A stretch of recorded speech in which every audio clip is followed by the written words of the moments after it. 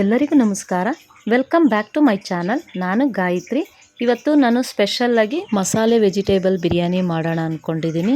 ತುಂಬಾ ಚೆನ್ನಾಗಿರುತ್ತೆ ಇದು. ಮಸಾಲೆ ಎಲ್ಲ ಫ್ರೈ ಮಾಡಿ ವೆಜಿಟೇಬಲ್ ಬಿರಿಯಾನಿ ಮಾಡೋಣ ಅಂದ್ಕೊಂಡಿದ್ದೀನಿ.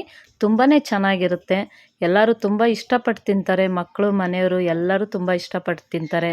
ಬನ್ನಿ ನೋಡೋಣ ಅದಕ್ಕೆ ಏನೇನು ಇಂಗ್ರೀಡಿಯೆಂಟ್ಸ್ ಅಂತ ನೋಡೋಣ ಬನ್ನಿ. ನೋಡಿ, ಇವಾಗ ನಾನು ಪಾತ್ರೆಯಲ್ಲಿ ಅಕ್ಕಿ ಹಾಕ್ಕೊಳ್ತಾ ಇದ್ದೀನಿ. 1 ಗ್ಲಾಸ್ ಅಕ್ಕಿ ಹಾಕ್ಕೊಳ್ತಾ ಇದ್ದೀನಿ. ಇದು ಸೋನಾ ಮಸೂರಿ ಅಕ್ಕಿ. ತುಂಬ ಚೆನ್ನಾಗಿರುತ್ತೆ. ವೆಜಿಟೇಬಲ್ ಬಿರಿಯಾನಿಗೆಲ್ಲ ತುಂಬ ಚೆನ್ನಾಗಿರುತ್ತೆ. ನೀವು ಇನ್ನೂ ಬೇಕಂದರೆ ಬಾಸುಮತಿ ರೈಸು ಸೇರಿಸ್ಕೊಳ್ಬೋದು. ಇದಕ್ಕೊಂದು ಸ್ವಲ್ಪ ಜೀರಾ ಸಾಂಬಾರ್ ರೈಸು ಅದನ್ನು ಸೇರಿಸ್ಕೊಳ್ಬೋದು. ನಾನು ಸೋನಾ ಮಸೂರಿ ಅಕ್ಕಿ ಮಾತ್ರ ಹಾಕ್ಕೊಳ್ತಾ ಇದ್ದೀನಿ. ಇವಾಗ ಹಾಕ್ಕೊಂಡು ಎಲ್ಲ 1-2 ಸಲ ತೊಳ್ಕೊಳ್ಳೋಣ. ಅಕ್ಕಿನ ಚೆನ್ನಾಗಿ ತೊಳ್ಕೊಂಡು ನಂತರ ನಾವಿದು ನೆನೆಸಿಟ್ಕೊಳ್ಳೋಣ. ನೋಡಿ, ಹೀಗೆ ಚೆನ್ನಾಗಿ ವಾಶ್ ಮಾಡ್ಕೊಳ್ಬೇಕು.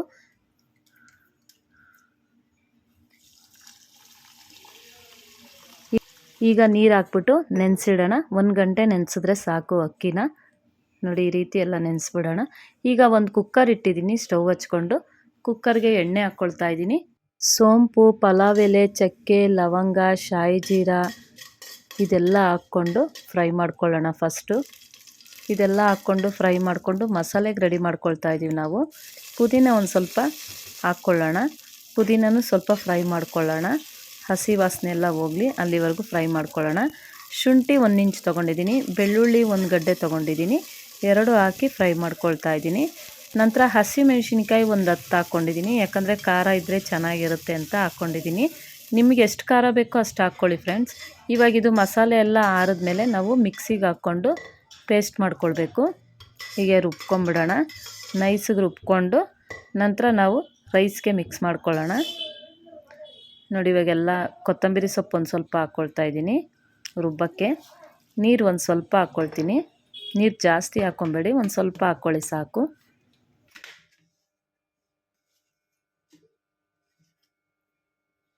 ನೋಡಿ, ಇವಾಗ ರುಬ್ಬಿತ್ತೆಲ್ಲ ಆಗಿದೆ. ನೈಸಿಗೆ ಪೇಸ್ಟ್ ಥರ ರುಬ್ಬಿದ್ದೀನಿ.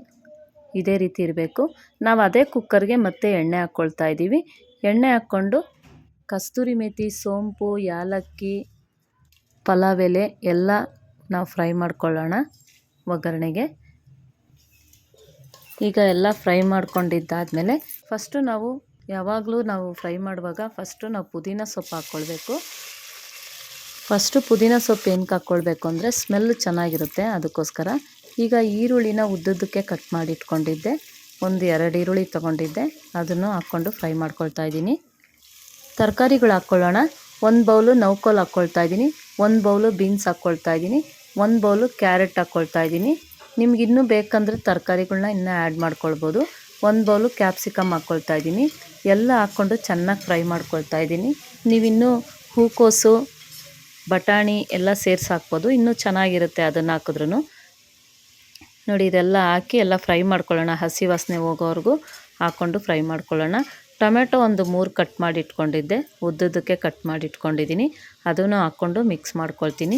ರುಚಿಗೆ ತಕ್ಕಷ್ಟು ಉಪ್ಪು ಹಾಕ್ಕೊಳ್ತಾ ಇದ್ದೀನಿ. ಚೆನ್ನಾಗಿ ಮಿಕ್ಸ್ ಮಾಡ್ಕೊಳ್ಳೋಣ ಎಲ್ಲ. ನಂತರ ನಾನು ಮಸಾಲೆ ರುಬ್ಬಿಟ್ಕೊಂಡಿದ್ನಲ್ಲ ಅದನ್ನು ಹಾಕ್ಕೊಳ್ತಾ ಇದ್ದೀನಿ. ಫ್ರೈ ಮಾಡ್ಕೊಳ್ತೀನಿ ಈಗ ಮಸಾಲೆನ. ಯಾಕಂದರೆ ನಾವು ಫಸ್ಟೇ ಫ್ರೈ ಮಾಡಿರೋದ್ರಿಂದ ನಾವು ಜಾಸ್ತಿ ಏನು ಫ್ರೈ ಮಾಡೋ ಅವಶ್ಯಕತೆ ಇಲ್ಲ. ಸ್ವಲ್ಪ ಫ್ರೈ ಮಾಡಿದ್ರೆ ಸಾಕು. ಯಾಕಂದರೆ ಮೊದಲೇ ಎಲ್ಲ ಫ್ರೈ ಮಾಡಿ ನಾವು ಪೇಸ್ಟ್ ಮಾಡ್ಕೊಂಡಿದ್ದೀವಿ. 1 ಸ್ಪೂನು ಖಾರದ ಪುಡಿ ಹಾಕ್ಕೊಳ್ತಾ ಇದ್ದೀನಿ. 1 ಸ್ಪೂನು ಧನಿಯಾ ಪುಡಿ ಹಾಕ್ಕೊಳ್ತಾ ಇದ್ದೀನಿ. 1 ಟೀ ಸ್ಪೂನ್ ಗರಂ ಮಸಾಲ ಹಾಕ್ಕೊಳ್ತಾ ಇದ್ದೀನಿ. ನಾನು ಸ್ವಲ್ಪನೇ ಹಾಕ್ಕೊಳ್ತಾ ಇದ್ದೀನಿ ಮಸಾಲೆನ. ಯಾಕಂದರೆ ನಾನು ಗ್ರೀನ್ ಮಸಾಲೆ ಥರ ಮಾಡ್ತಾ ಇರೋದು, ಅದಕ್ಕೋಸ್ಕರ ಜಾಸ್ತಿ ಖಾರದ ಪುಡಿ ಹಾಕ್ತಾಯಿಲ್ಲ. ಖಾರದ ಪುಡಿ ಹಾಕಿದ್ರೆ ಕಲರ್ ಬಂದುಬಿಡುತ್ತೆ, ಅದಕ್ಕೋಸ್ಕರ. ಈಗ ಅಕ್ಕಿ ನಾವು ನೆನೆಸಿಟ್ಕೊಂಡಿದ್ವಲ್ಲ ಅದನ್ನು ಇದ್ರೊಳಗಡೆ ಹಾಕಿ ಫ್ರೈ ಮಾಡ್ಕೊಳ್ತಾ ಇದ್ದೀನಿ. ನೋಡಿ, ಹೀಗೆ ಚೆನ್ನಾಗಿ ಫ್ರೈ ಮಾಡಿದ್ದಾದಮೇಲೆ ನೀರು 1 ಗ್ಲಾಸ್ಗೆ 2 ಗ್ಲಾಸ್ ಥರ ನೀರು ಹಾಕ್ಕೊಳ್ಬೇಕು.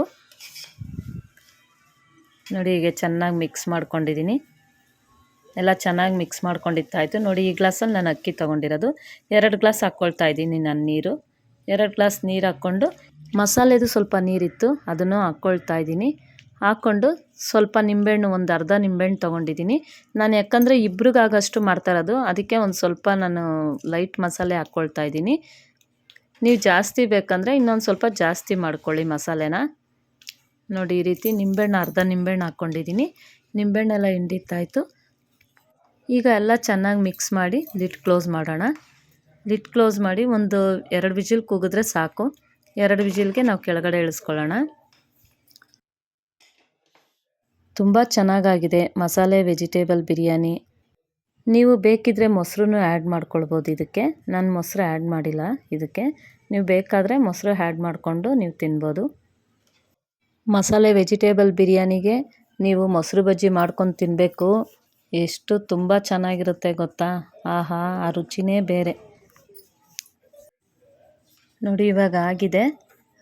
ರೈಸು ಬೆಂದಿದೆ ಮತ್ತು ವೆಜಿಟೇಬಲ್ಸು ಎಲ್ಲ ಬೆಂದಿದೆ, ತರಕಾರಿ ಎಲ್ಲ. ನೋಡಿ ಇವಾಗ ರೆಡಿಯಾಗಿದೆ ಮಸಾಲೆ ವೆಜಿಟೇಬಲ್ ಬಿರಿಯಾನಿ. ಸೂಪರಾಗಿರುತ್ತೆ. ನೀವು ಟ್ರೈ ಮಾಡಿ ಫ್ರೆಂಡ್ಸ್. ನಾನು ಹೇಗೆ ಮಾಡಿದ್ದೀನಿ ಅಂತ ಕಮೆಂಟ್ ಹಾಕಿ ಹೇಳಿ. ಈಗ ಸರ್ವಿಂಗ್ ಪ್ಲೇಟ್ಗೆ ಹಾಕೋಣ. ನಾನು ಮಾಡಿರೋ ಈ ರೆಸಿಪಿ ಚೆನ್ನಾಗಿದೆಯಾ ಅಂತ ಕಮೆಂಟ್ ಹಾಕಿ ಹೇಳಿ ಫ್ರೆಂಡ್ಸ್. ಇನ್ನೂ 2 ಚಾನಲ್ ಇದೆ. ಮೋಟಿವೇಶನ್ ವರ್ಲ್ಡ್ ಮೈ ಕವರ್ ಅಂತ ಒಂದು ಚಾನಲ್ ಇದೆ. ಗೃಹಿಣಿ ಟೈಲರಿಂಗ್ ಚಾನಲ್ ಅಂತ ಒಂದಿದೆ. ಆ ಚಾನಲ್ಗೂ ಇದೇ ರೀತಿ ಸಪೋರ್ಟ್ ಮಾಡಿ ಫ್ರೆಂಡ್ಸ್. ನನ್ನ ವಿಡಿಯೋ ಇಷ್ಟ ಆದರೆ ಲೈಕ್ ಮಾಡಿ, ಕಮೆಂಟ್ ಮಾಡಿ, ಶೇರ್ ಮಾಡಿ ಫ್ರೆಂಡ್ಸ್. ಮತ್ತು ಸಬ್ಸ್ಕ್ರೈಬ್ ಮಾಡ್ಕೊಂಡು ನೋಡಿ. ನೀವು ಸಬ್ಸ್ಕ್ರೈಬ್ ಮಾಡ್ಕೊಂಡು ನೋಡಿದ್ರೆ ನಾನು ಯಾವುದೇ ಒಂದು ವಿಡಿಯೋ ಹಾಕಿದ್ರೂ ಫಸ್ಟ್ ನೋಟಿಫಿಕೇಷನ್ ನಿಮಗೆ ಬರುತ್ತೆ. ಹೀಗೆ ಸಪೋರ್ಟ್ ಮಾಡ್ತಾಯಿರಿ. Thank you friends.